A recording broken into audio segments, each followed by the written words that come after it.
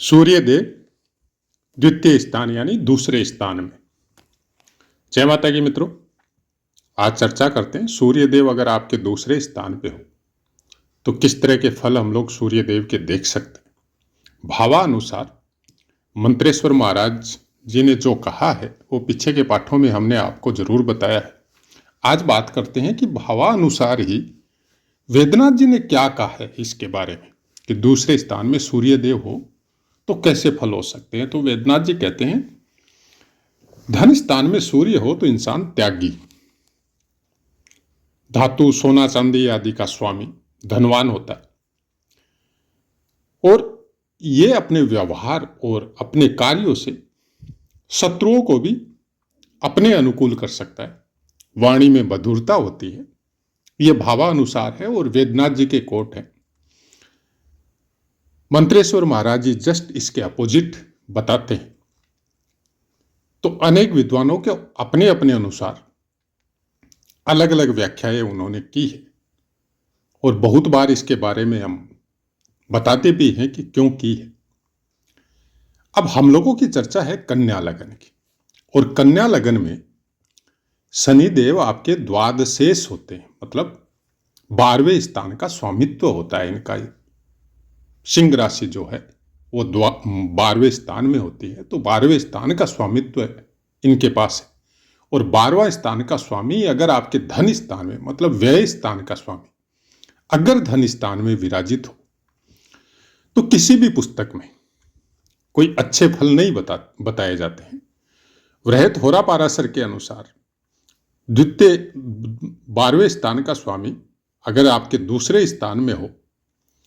तो इंसान का जो धन है उसके अंदर व्यय की मात्रा ज्यादा होती है, और ग्रह के अनुसार यह पता चलता है कि कौन से कार्यों में धन व्यय करेगा। तो सूर्य है तो जाहिर सी बात है कि धार्मिक, मृदु वचनवासी, गुणवान, सुख संपन्न, यही सब कार्यों में ये अपने धन का व्यय करेगा और ऐसा कुछ स्वभाव इनको प्रारब्ध के द्वारा प्राप्त होगा। यहां से ये अपनी उच्च राशि नीच राशि में बैठे हुए तो जाहिर सी बात है उच्च राशि में आपके अष्टम स्थान को देखते हैं। अष्टम स्थान का दोष सूर्य और चंद्रमा को नहीं लगता है, लेकिन दृष्टि का लगता है। तो क्या करेंगे अष्टम स्थान? दोनों बातें। अगर इंसान अपने कर्मों के अनुसार अच्छी चीजों का अध्ययन कर रहा है, बाकी ग्रहों का सपोर्ट हो रहा है, तो ऐसा इंसान रिसर्च में जाता है,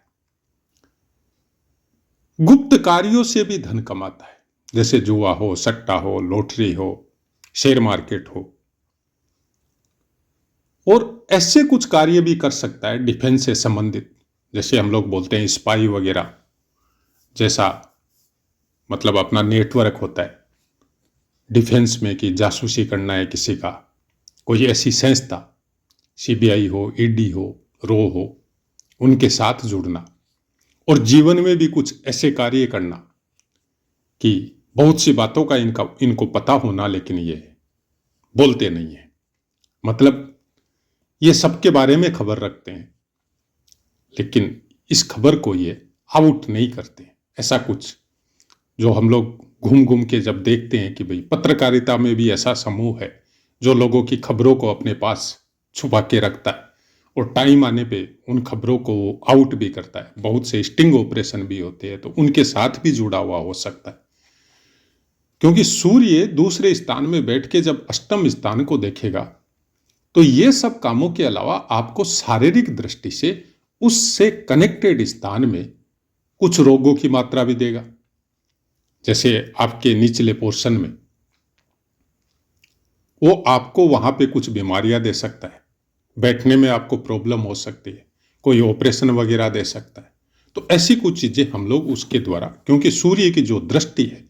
बहुत पावरफुल होती है, तो उस जहां पे उसकी दृष्टि जाएगी उस दृष्टि को संभालने के लिए अगर कोई ग्रह है, जैसे मंगल के पास स्वामित्व है, तो मंगल अगर अच्छे स्थानों पे विराजित हो, लेकिन अगर युति में आ जाए या अष्टम स्थान में विराजित हो जाए तब ये प्रॉब्लम क्रिएट करेगा। अष्टम स्थान ज्यादातर आपको सौम्य ग्रह की दृष्टि चाहिए वहां पे। उग्र, तेज और बहुत ज्यादा पावर देने वाले ग्रह, अशुभ ग्रह, क्रूर ग्रह अगर अष्टम स्थान से संबंध बनाते हैं तो अच्छा और बुरा प्रभाव तुरंत देखने को मिलता है कि आपके शरीर में सपोज अंतर प्रत्यंतर के अलावा गोचर के अनुसार अगर उनकी दशा महादशा में गोचर में उस स्थान से संबंध बन रहे हैं तो वहां पे कुछ न कुछ प्रॉब्लम आपको क्रिएट करेगी, लेकिन प्रारब्ध के अनुसार जो फल मिला है उसमें खोजी जैसी प्रवृत्ति होती है, मतलब तह तक जाता है। कोई बात, कोई विषय को पढ़ रहा है तो उस विषय का पूरा लास्ट तक का वो उसका खोज खबर रखेगा कि ये चैप्टर कहाँ से चालू हुआ और इसका पूरा कहानी क्या है। अपने धर्म के विषय में भी जानकारी करेगा तो उसके बारे में पूरी जानकारी करने की कोशिश करेगा। मतलब जैसे बच्चा को हम लोग बोलते हैं ना कि ये पेड़ है, तो बच्चा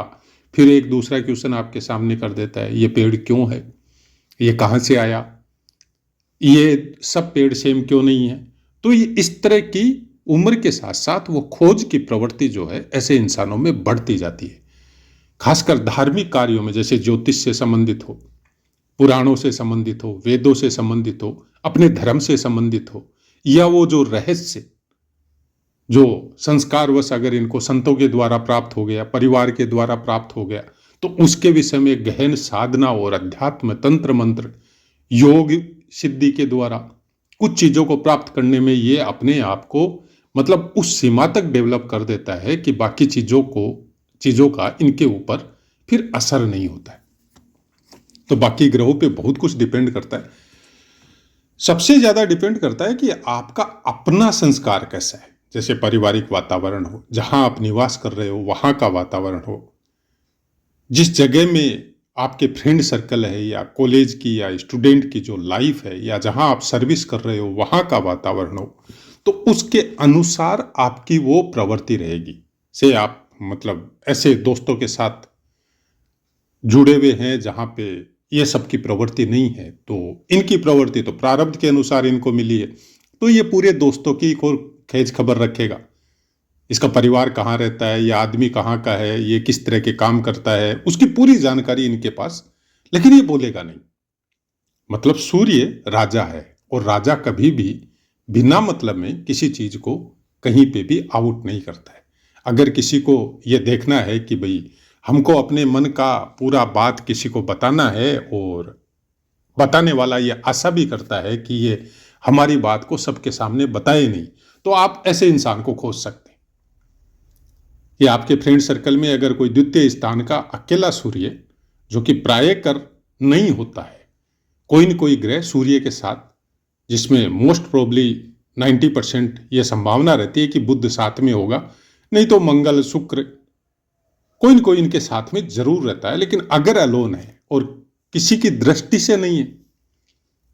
किसी क्रूर या पापी ग्रह की दृष्टि इनके ऊपर नहीं आ रही है, तो आप अपनी पूरी मन की बात इनके साथ शेयर कर सकते हैं। ये किसी को नहीं बताएंगे। और जहां तक होगा, जैसे राहु केतु के अक्ष में आ गए, शनि के अक्ष में आ गए, या और कोई क्रूर ग्रह की युति या दृष्टि में आ गए, या इनके अगल बगल में कोई ऐसे ही पापी या क्रूर ग्रह आ गए लगन में या तीसरे स्थान में, तो इनका जो संबंध है उनके साथ कुछ न कुछ बन जाता है। जैसे हम लोगों के पड़ोस में कोई गंदा आदमी, गलत आदमी आके कोई घर लेके या अपना घर बना के या किराए पे कैसे भी आ जाता है, तो हम लोगों की एक संभावना हो जाती है कि भाई आदमी ठीक नहीं आया, तो अपने को सोच समझ के रहना है यहाँ पे। तो आपका जो पावर है एक बार का सीज हो जाता है।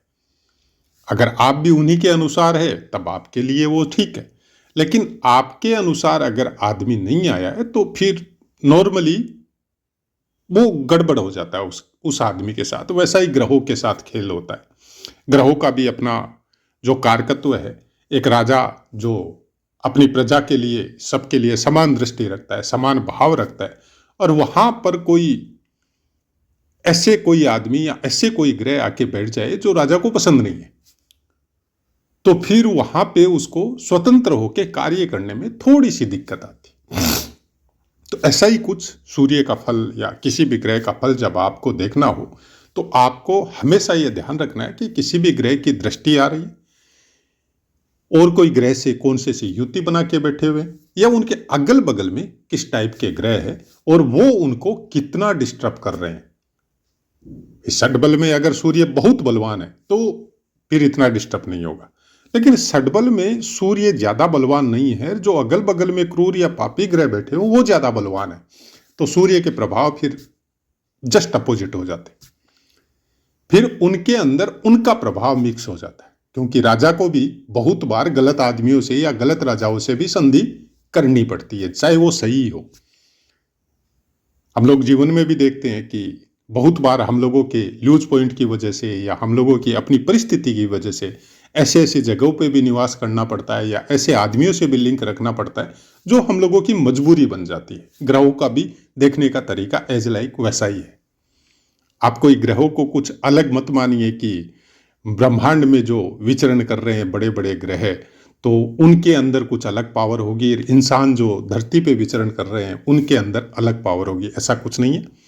आपको ग्रहों को भी उसी अनुसार समझना पड़ेगा, जैसे आपके परिवार के सदस्य, आपके समाज के सदस्य, आपके गांव देहात जहां आप निवास कर रहे हैं वहां के सदस्य, आपके अगल बगल आस पड़ोस के सदस्य। कभी भी देखिएगा कि गलत अर्गला में बैठा हुआ आपका शुभ ग्रह, मतलब अगल बगल में अगर कोई गलत ग्रह बैठे हुए हैं और आपकी जन्मपत्री में वो सबसे ज्यादा योग कारक अगर ग्रह है तो आपका भी अपना निवास स्थान में वैसी ही प्रॉब्लम आपको नजर आएगी, या तो आपके आस पड़ोस में या आपके घर में, खुद के घर में ही वैसे सिचुएशन आपको फेस करनी पड़ेगी, चाहे वो पिता के रूप में हो, चाहे भाई के रूप में हो, चाहे बच्चे या वाइफ के रूप में हो, कुछ न कुछ वहां पे आपको प्रॉब्लम उस ग्रह से संबंधित कनेक्टेड रिश्ते में आपको जरूर जरूर देखने को मिलेगी। तो आशा है मित्रों पाठ समझ में आया होगा। अब अपनी वाणी को विराम देते हैं, आपसे आज्ञा लेते हैं। जय माता।